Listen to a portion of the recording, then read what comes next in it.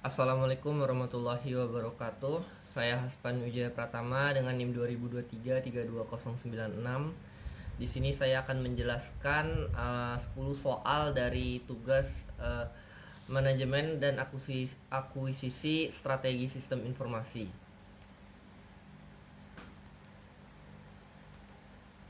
Di sini ada 10 soal ujian akhir semester. Yang pertama, SI sebagai aset strategi perusahaan manufaktur, prioritas kebutuhan SI untuk masalah stok retail, strategi build dan buy dalam pengadaan sistem, pentingnya ROI, TCO dan NPV dalam bisnis case, kriteria pemilihan vendor sistem informasi, agile project management dan metode tradisional, strategi change management pada penolakan pengguna, indikator keberhasilan implementasi sistem, keuntungan resiko, cloud computing dan SaaS, dan terakhir aspek audit TI dan pengendalian sistem. Yang pertama, sistem informasi sebagai aset strategi. Mengapa menjadi aset strategi? Karena mendukung pengambilan keputusan berbasis data, meningkatkan efisiensi operasional dan otomatisasi produk, meningkatkan daya saing dan kecepatan respon pasar, mengintegrasikan seluruh divisi, salah satu produk, gudang keuangan dan lain-lain, menjadi sumber keunggulan kompetitif dan inovatif. Selanjutnya, manfaat implementasi SI ini meningkatkan produktivitas karyawan, mengurangi biaya operasional dan human error, mempercepat proses produksi, meningkatkan kualitas produk dan kepuasan pelanggan, serta mempermudah pengawasan dan pelaporan manajemen. Next, di soal nomor 2, prioritas kebutuhan SI untuk masalah stok retail. Masalah utamanya itu pertama stock out, overstock, kesalahan pencatatan, dan keterlambatan pemesanan. Kebutuhan SI prioritas, yang pertama inventory management system, kedua pos terintegrasi, ketiga dashboard monitoring, dan keempat sistem forecasting, dan kelima supply management. Next, soal nomor 3, strategi build dan buy sistem informasi.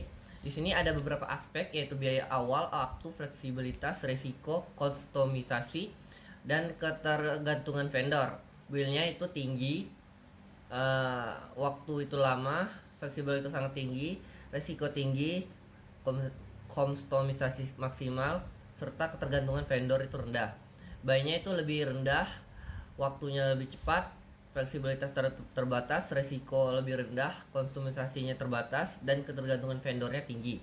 Rekomendasi build tepat jika kebutuhan bisnis unit dan SDM TI memadai, dan buy-nya itu disarankan jika butuh implementasi cepat, anggaran terbatas, dan kebutuhan bersifat umum.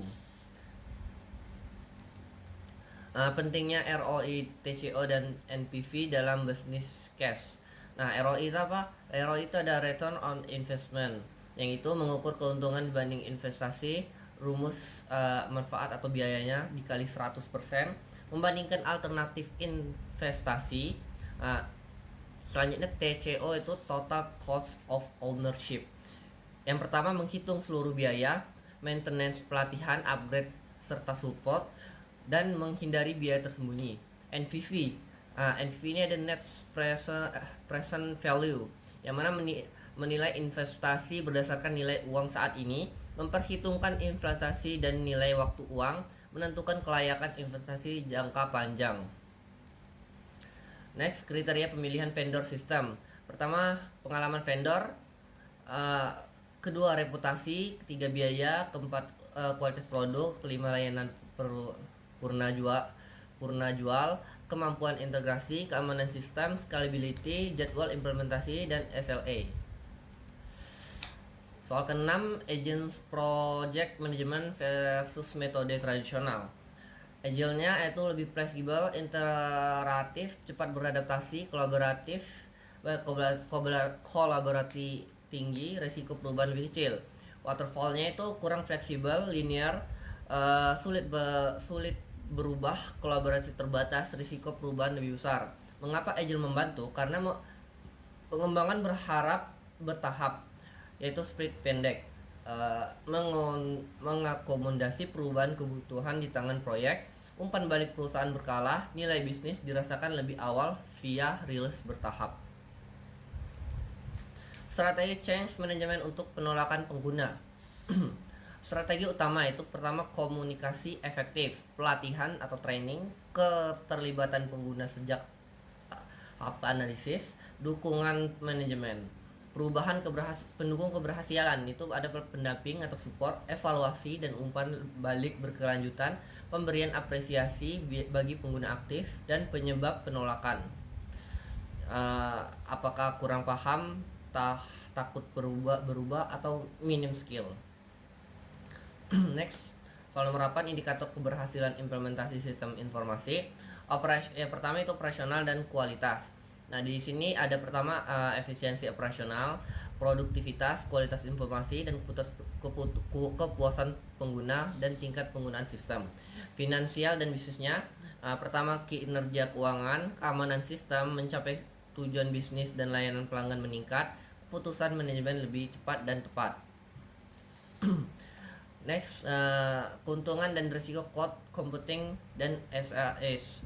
Keuntungannya itu biaya lebih rendah, scalability tinggi sesuai kebutuhan, akses fleksibel dan lain-lain.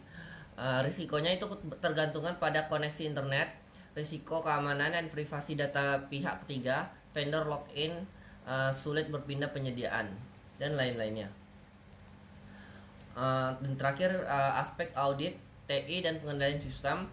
Yang pertama pengendalian umum TI, struktur organisasi, kebijakan dan change management, backup, DRP. Kedua pengendalian akses, ketiga keamanan sistem, keempat integrasi data, kelima kinerja sistem, keenam keputusan, dan ketujuh efektivitas sistem. Jadi audit TI harus menyeluruh agar sistem beroperasi aman, andal, efisien, dan memberi nilai tambahan sesuai tujuan bisnis. Oke, sekian dari saya. Wassalamualaikum warahmatullahi wabarakatuh.